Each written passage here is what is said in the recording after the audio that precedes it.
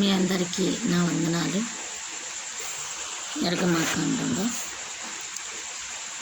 కొన్ని రోజుల నుంచి బలిపీఠం ఒకరోజు, మందసం ఒకరోజు, ఈరోజు కరుణాపీఠం గురించి మాట్లాడాలని దేవుని ఆత్మ ప్రేరేపణ కలిగి ఉన్నా.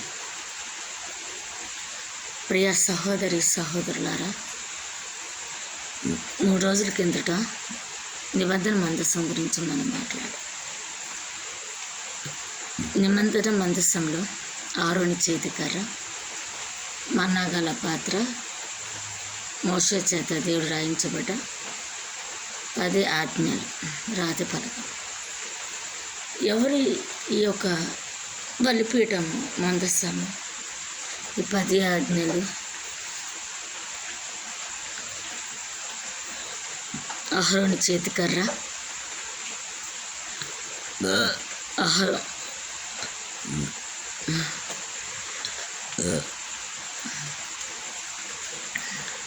మన్నాగల పాత్ర ఎవరింట్లో ఎవరి జీవితాల్లో ఉంటే అక్కడ ఆయన సన్నిధి ఉంటుందంట,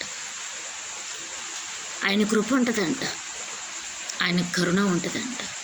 ఆయన కరుణతో అక్కడ పీట వేసుకొని ఉంటే కార్యాలు జరుగుతాయి, కుటుంబాలు కట్టబడతాయి. ఆయన కరుణ కొరకు మనం ఎదురు చూడాలి, ఆయన కాపుదల గురించి చూడాలి, ఆయన రక్షణ గురించి మనం చూడాలి. ఆయన కాపాడగలిగితే, ఆయన రక్షించగలిగితే పడద్రోయగలవాడు ఎవడండి? యోబు విషయంలో అపవాది ఒకనొక దినములో ఆయన సభ దగ్గరికి వెళ్ళి ఆయన సాక్ష్యం ఇస్తున్నాడు ఒక యోబు గురించి. అంటే ఆ యోబు ఎలా జీవించాడండి? ఎలాగుంటే దేవుడు సాక్షి వేయగలుగుతున్నాడు? ఆయన కాపుదల, ఆయన కరుణ, ఆయన కృప యోబు ఎలా ఉంటే పొద్దుగలిగాడు? దేవుడు సాక్ష్యం ఇచ్చే విధంగా మనం ఉన్నామా? మన జీవితాలు, మన కుటుంబాలు, మన బిడ్డలు, మన గృహం ఉందా? మన కుటుంబం ఉందా? లేదు. దేవుడి దగ్గరికి వెళ్ళి అపవాదే మన మీద నిందేసే విధంగా ఉందా? నువ్వు కంచి తీసే అన్నీ తీసేస్తే యోబు నిన్ను పూజిస్తాడా, నిన్ను ఆరాధిస్తాడా? అంటే ప్రాణం మీద నీకు హక్కు లేదు, కానీ నీకు అన్నిటికీ హక్కు ఇస్తున్నాను. అప్పుడు యోబు మీద అనేక ప్రయోగాలు అపవాది చేస్తాడు, కానీ యోబు ఎక్కడ కూడా తన నోటి మాట తుల్లగా. అంటే దేవుడిని అక్కడ గెలిపించాడు, అపవాదిని ఓడించాడు. మళ్ళీ తిరిగి తన ఆస్తినంత డబ్బాలకి 100 సంపాదించుకొని బలము కలిగి మళ్ళీ బిడ్డల్ని కని ఆ యొక్క స్నేహితుల కొరకు ఇతను ప్రార్థించి బలులు అర్పించాడంట. అంటే యెహోవా కోపము స్నేహితుల మీద ఉంటే వాళ్ళని కరుణ వాళ్ళ మీద ఉండటానికి యోబు బలులు అర్పించాడంట. అంటే ఇక్కడ విషయం ఏంటంటే, నీ కొరకు నువ్వు ప్రార్థించకుండా, నీ బిడ్డల కొరకు నువ్వు ప్రార్థించకుండా, నీ స్నేహితుల కొరకు, పాపుల కొరకు, నీ యొక్క చుట్టుపక్కల వరకు ప్రార్థించమని అర్థం. అంటే నువ్వు చేసే ప్రార్థన అంతమందిని దేవుని దయతో, కరుణతో బ్రతికించబడతారంట.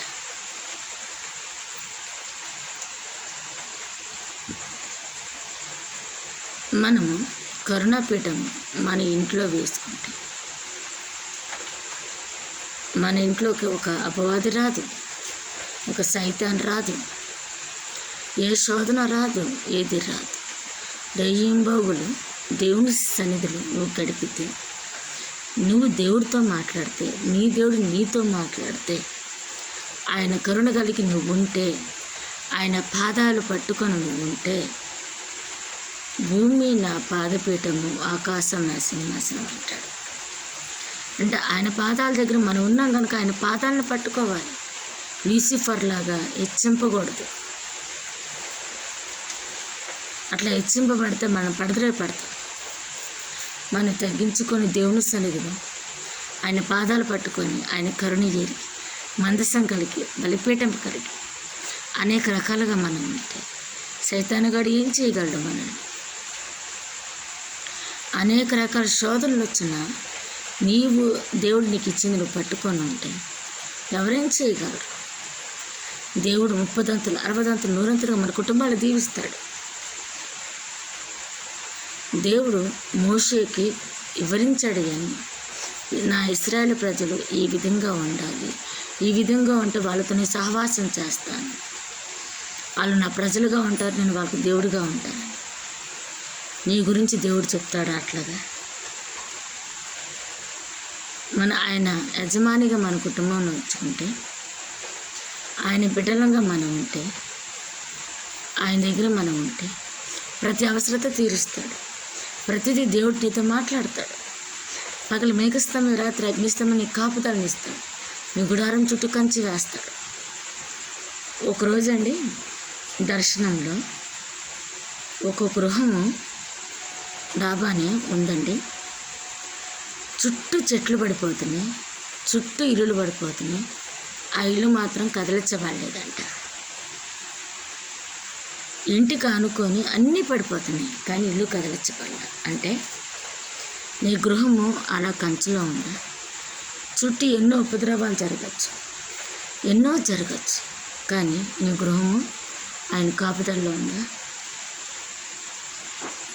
ఎన్నో రోగాలు, ఎన్నో వైరస్లు నిన్ను దాటుకుంటూ పోతాయి, కానీ నేనేమి చెయ్యవు. దేవుడు మా ప్రార్థనలు ఆలకించట్లేదు, దేవుడు మాతో మాట్లాడట్లేదని అనుకోవద్దు.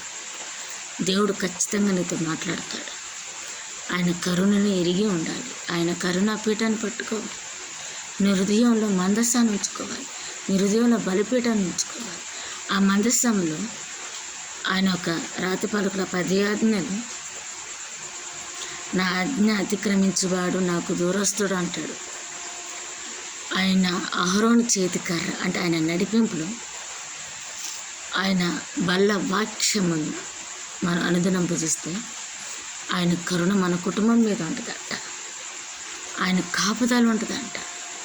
ఆయన సేవకులు సైనికులుగా మనల్ని కాపాడతారంట. కేవలం నువ్వు వాక్యము చదివి ప్రార్థన చేసి కనిపెట్టడం వలన ఎన్ని అద్భుతాలు జరుగుతాయి. నీ బిడ్డలు ఆశీర్వదించబడతారు, నీ కష్టార్జితం ఆశీర్వదించబడదు. కీర్తన గ్రంథం 127వ కీర్తన 128వ కీర్తనలోనూ ఉంటుంది. 126లో కూడా సంతోషభరితమైతుంది. పిడికిడి విత్తనములతో కన్నీటితో విడిచి పిడికిడి విత్తనములు విత్తువాడు సంతోష పనులు పొందుతాడట. నీ కుటుంబ కొరకు, నీ బిడ్డల కొరకు, దేశం కొరకు, నీ చుట్టుపక్కల కొరకు నువ్వు కన్నీటి ప్రార్థన చేసేది వ్యర్థం కాదు. అదే సంతోషభరితులు అవుతామంట. రైతు ఎంతగా కష్టపడి వర్షాన్ని ఎదురు చూసుకుంటూ, వాతావరణం బేరేజులు వేసుకుంటూ వ్యవసాయం చేస్తాడు. వరదలు వచ్చి ఎండలు కాసి వర్షాలు పడక తగిన కాలం పంట నాశనం లేదు. దేవుడు చెప్తాడు కదా, మీరు నా మాట వినని వాడు పొలంలో దీవించబడతారు, గంపలో దీవించబడతారు, పిండి రొట్టెలో దీవించబడతారంటే మనం ఆయన ఆజ్ఞలు గైకొనాలి. ఆయన నడిపింపులో ఉండాలి. ఆయన సన్నిధిలో మోకరించాలి. ఆయన కరుణాపీఠాన్ని పట్టుకుంటే ఇవన్నీ జరుగుతాయి. ఆయన దీవెనలో ద్వితీయోపదేశకాండం 8వ అధ్యాయంలో యెహోవా పట్టణం కాపాడిన ఎడలప కావలి వారి ఉండుట, మేలుకొని ఉండుట వ్యర్థం అంట. తన ప్రియులు నిద్రించి చూడగా ఆయనకి వాళ్ళకి ఇస్తాడంట. ఈ దీవెనలను మన కోసం,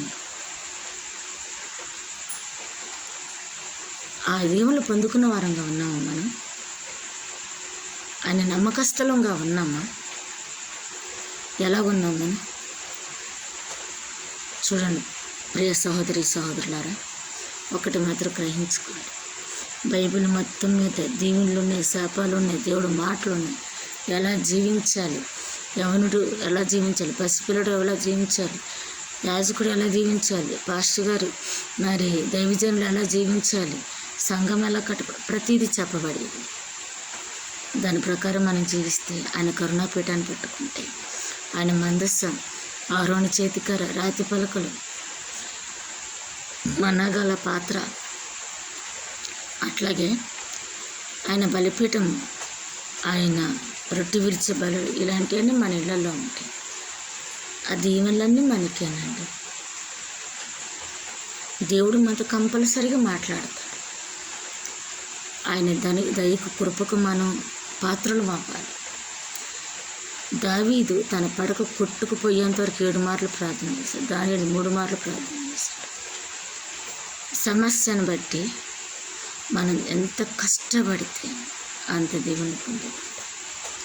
ప్రియ సహోదరి సహోదరులారా, ఈ కరుణ కలిగి ఆయన కరుణ కలిగి ఆయన మనతో మాట్లాడే విధంగా మనం సిద్ధం చేసుకుని మన బిడ్డల కొరకు మన కొరకు ప్రార్థించి ఆయన కృపకు కరుణకి పాత్రలగుట దేవుడు ఆయన కృపను మనకు అనుగ్రహించి దీవించి ఆశీర్వదించినాక.